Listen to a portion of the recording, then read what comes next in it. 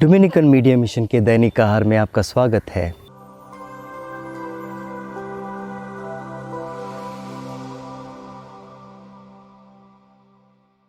प्यारे मित्रों, आज के सुसमाचार में प्रभु हमें एक छोटा सा दृष्टांत देते हैं।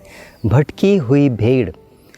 चरवाहा अपनी 99 भेड़ों को पहाड़ी प्रदेश में छोड़कर एक भटकी हुई भेड़ों की खोज में जाता है। यह छोटा सा दृष्टांत हमें 4 विशेष सीख प्रदान कर रहा है।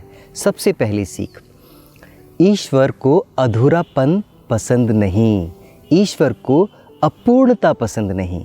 जब भी ईश्वर कोई कार्य करता है उसे आधा अधूरा नहीं छोड़ता।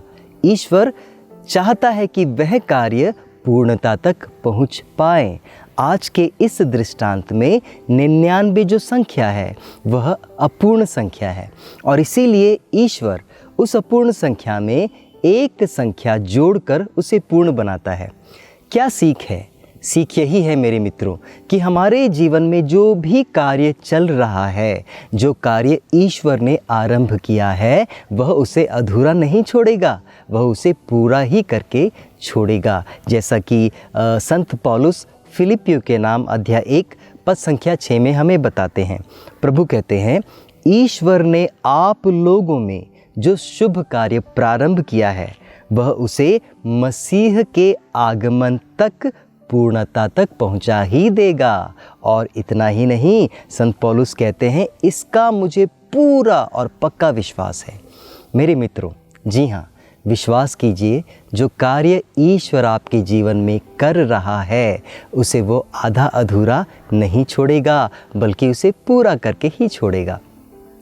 दूसरी सीख जो हमें ईश्वर आज इस छोटे से दृष्टांत से सिखा रहा है वह ये है कि ईश्वर अपने इस कार्य को पूर्णता तक पहुंचाने के लिए किसी अयोग्य व्यक्ति का इस्तेमाल भी कर सकता है। उस अयोग्य व्यक्ति को योग्य बनाकर अपने कार्य में उसे लगाता है। मेरे मित्रों, एक भेड़ अपनी झुंड को छोड़कर भटक जाती है, या तो फिर एक इंसान प्रभु को छोड़कर, प्रभु को त्याग कर भटक जाता है। किस लिए जाता है? क्या कारण है कि वह प्रभु से दूर चला जाता है, प्रभु से जुदा हो जाता है?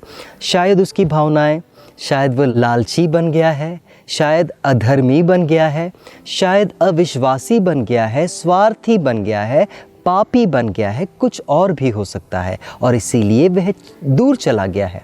लेकिन ईश्वर की करुणा, ईश्वर की दया देखिए, उस अयोग्य इंसान को अपने नज़दीक लाकर, उसे योग्य बनाकर वह अपने ही कार्य को पूर्णता तक पहुंचाने के लिए उसका इस्तेमाल करता है। यही है प्रभु की दया, यही है प्रभु की कृपा। ईसायास नबी बिल्कुल यही बात कहते हैं। भले ही आप ईश्वर से दूर चले गए हैं, भले ही आप गिरे हुए इंसान हैं, पापी इंसान हैं, अधर्मी इंसान हैं, फिर भी ईश्वर की नज़रों में आपका बहुत ज़्यादा महत्वपूर्ण है। और यही बात प्रभु कहते हैं। ईसायास नबी अध्याय 43 पद संख्या 4, प्रभु कहते हैं, तुम मेरी दृष्टि में मूल्यवान हो और महत्वपूर्ण हो और मैं तुमसे प्यार करता हूँ, ऐसा प्रभु कह रहे हैं। तीसरी सीख जो हमें प्रभु इस दृष्टांत के द्वारा सिखा रहे हैं वह यह है कि देखिए, एक माँ अपने उसी बच्चे को ज़्यादा प्यार करेगी, ज़्यादा देख रेख करेगी जो कमज़ोर हैं, जो बीमार हैं, और उन बच्चों को वह त्यागती नहीं है जो हुष्ट, जो अच्छे हैं, स्वस्थ हैं, बल्कि वो जानती है कि स्वस्थ बच्चे अपनी देखभाल कर सकते हैं। इसका अर्थ ये नहीं कि उसने उन्हें त्याग दिया या उनसे वो प्रेम नहीं करती। ठीक यही बात प्रभु आज आपको, मुझे समझाना चाहते हैं। मार्कुस का अध्याय 2 पद संख्या 17, प्रभु कहते हैं, निरोगियों को नहीं, रोगियों को वैद्य की ज़रूरत होती है। मैं धर्मियों को नहीं, पापियों को बुलाने के लिए आया हूँ।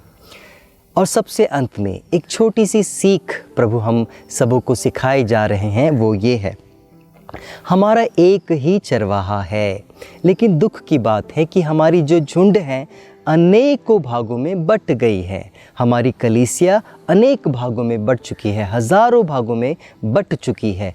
कोई अपने को कैथलिक कहता है, कोई अपने को प्रोटेस्टेंट कहता है, कोई बैप्टिस्ट कहता है, कोई प्रेस्बिटेरियन कहता है, कोई पेंटिकॉस्टल कहता है और कोई बिलीवर्स कहता है। मेरे मित्रों, आप बताइए, क्या प्रभु इससे खुश होंगे?